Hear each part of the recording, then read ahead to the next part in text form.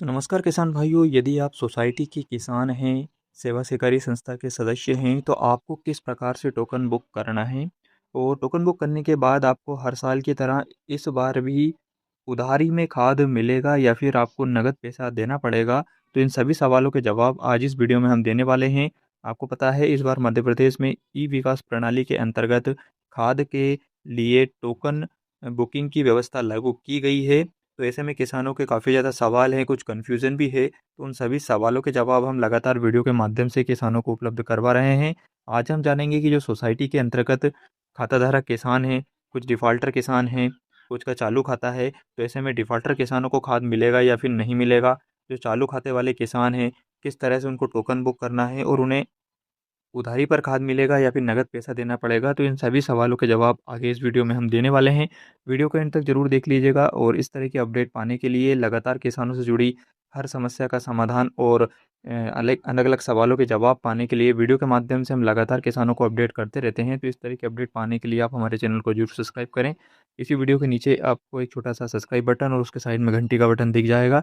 दोनों को दबा लें ताकि अगला वीडियो आप तक सबसे पहले पहुंच सके। किसान भाइयों, सोसाइटी में अब खरीफ 2026-27 यानी कि मक्का और सोयाबीन की फसल, धान की फसल के लिए खाद मिलना स्टार्ट हो चुका है। तो ऐसे में आपको अगर अपने गांव की सोसाइटी से भी अगर आप खाद लेने जाएंगे तो उसके लिए भी आपको टोकन बुक करना होगा। लेकिन टोकन बुक करते समय आपको सिर्फ अपनी ही सोसाइटी का चयन करना है, इस बात का आपको ध्यान रखना है। कुछ ऐसी बातें हैं जो आप इस वीडियो में अच्छे से समझ लीजिएगा ताकि आपके से गलती ना हो। टोकन बुक करते समय अगर गलती होती है तो 3 दिन तक आपका टोकन एक्सपायर नहीं होता है और 3 दिन तक आप खाद नहीं ले पाएँगे। और सोसाइटी में ऐसा होता है कि एक साथ सभी किसानों को खाद बाँटा जाता है, तो ऐसे में आप फिर उस समय खाद नहीं ले पाएँगे और बाद में अलग से आपको परेशान होना पड़ेगा। तो किसान भाइयों, जब आप टोकन बुक करें तो सबसे पहले आपको क्या करना है कि इस बात का विशेष रूप से ध्यान रखें कि जिस गाँव में कि आपकी सोसाइटी लगती है, जहाँ आपका खाता है, अगर आपका खाता है तो केवल उसी जगह का चयन करें, अगर चालू खाता है तो। अगर डिफ़ॉल्टर किसान है, बंद खाता है, तो आप सोसाइटी का चयन बिल्कुल ना करें क्योंकि वहाँ से आपको खाद नहीं मिलने वाला है। जब आप ई विकास पोर्टल पर टोकन बुक करने आएँगे, तो यहाँ पर एक ऑप्शन होता है सहकारी समिति की सदस्यता वाला ऑप्शन। इसमें हम अगर जैसे हमारा खाता होता है तो हम यहाँ पर येस कर देते हैं, नहीं होता है तो हम नहीं पर बटन पर क्लिक कर देते हैं। लेकिन हमारा खाता है और वो डिफ़ॉल्टर है तो उसके लिए यहाँ पर आप देखिए एक लाइन लिखी हुई है कि समिति में किसी भी प्रकार से डिफ़ॉल्टर सदस्य नहीं हूँ, यानी कि डिफ़ॉल्टर सदस्य को खाद नहीं दिया जाएगा, ना ही नकद में, ना ही उधार में, ठीक है? दूसरा यहाँ पर ई टोकन उसी पैक्स पैक्स का मतलब मैं आपको बता दूँ, पैक्स का मतलब आपकी सोसाइटी होती है जहाँ पर आपका खाता होता है। तो ई टोकन उसी पैक्स में खाद प्राप्ति के लिए वैध होगा जहाँ आप सदस्य हैं, अन्य पैक्स से खाद प्राप्त करने के लिए आपको वैध नहीं माना जाएगा। इसका मतलब ये है कि जिस सोसाइटी में आपका खाता है, केवल उसी सोसाइटी के लिए आप टोकन जनरेट करें, वहीं आपको खाद मिलेगा। दूसरी सोसाइटी का अगर आप नाम सेलेक्ट कर लेते हैं, तो वहाँ पर आपको खाद नहीं दिया जाएगा। लेकिन अगर डिफ़ॉल्टर किसान है, तो फिर वो किस तरह से टोकन बुक करेंगे? तो ऐसे किसानों के लिए मैंने एक अलग से वीडियो बनाया है, जिसमें मैंने पूरी जानकारी दी है कि डिफ़ॉल्टर किसानों को किस प्रकार से टोकन बुक करना है और उनको खाद कहाँ से मिलेगा। तो अगर आप डिफ़ॉल्टर किसान हैं, आप जानना चाहते हैं कि आपको खाद कहाँ से मिलेगा, तो आप हमारा वीडियो जाकर देख सकते हैं। नीचे डिस्क्रिप्शन में वीडियो का लिंक मिल जाएगा। आप जाकर उसको देख लीजिए, चैनल पर जाकर आप देखेंगे तो ये वाला वीडियो आप देख लीजिएगा जिसमें मैंने पूरी जानकारी बताई है कि किस प्रकार से डिफ़ॉल्टर किसानों को खाद के लिए टोकन बुक करना है और उनको कहाँ से खाद मिलेगा। अभी हम बात कर रहे हैं जो सहकारी समिति के चालू खाताधारक किसान हैं, तो उनको इस प्रकार से टोकन बुक करना है और अपनी ही सोसाइटी का चयन करना है। आपकी सोसाइटी का नाम ई टोकन में सेवा सहकारी समिति के नाम से हो सकता है या फिर जैसे आपका गाँव का नाम जैसे हमारा देवास और आगे पैक्स लिखा हो सकता है। आपके गाँव के सोसाइटी के नाम के आगे PACS पैक्स लिखा होगा। इस प्रकार से PACS, तो इसका मतलब ये है कि वो आपके यहाँ की सोसाइटी है, तो उसका आपको चयन करना है, ठीक है? तो चलिए अब हम जानते हैं कि आपको खाद नकद में मिलेगा या फिर उधार में। तो किसान भाइयों, अगर आप सोसाइटी के सदस्य हैं, चालू खाता है आपका, तो आपको क्या करना है, इस ई विकास पोर्टल से टोकन बुक करना है। टोकन बुक करने के बाद आपको इस टोकन की एक प्रिंट आउट लेकर जानी है और अपने आधार कार्ड की फ़ोटोकॉपी। इससे क्या होगा कि आपको वहाँ पर टोकन अपनी बुक जमा करनी है।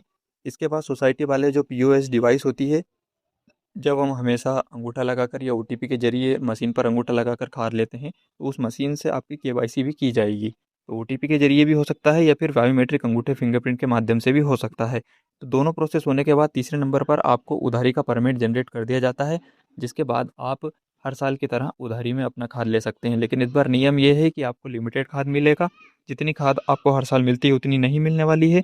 आप जैसे ही टोकन जनरेट करेंगे तो लॉगिन करते समय आपको यहाँ पर एनपीके मानक दिखा दिया जाएगा, यानी कि यहाँ पर आपको नाइट्रोजन, पोटेशियम और फास्फोरस कितना आपको दिया जाएगा फसल के अनुसार, वो जानकारी यहाँ पर दी जाएगी। अगर आप मक्का का चयन करते हैं तो आपको नाइट्रोजन, फास्फोरस, पोटेशियम तीनों खाद मिल जाते हैं।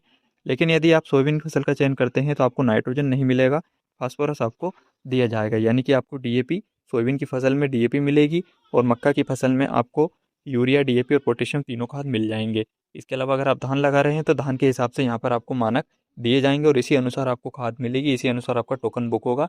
आपके टोकन पर स्पष्ट रूप से बोरी की संख्या दी जाएगी और उसी बोरी जो संख्या आपके टोकन पर रहेगी उसी के अनुसार आपका परमिट सोसाइटी द्वारा बनाया जाएगा और फिर आपको खाद वितरित किया जाएगा।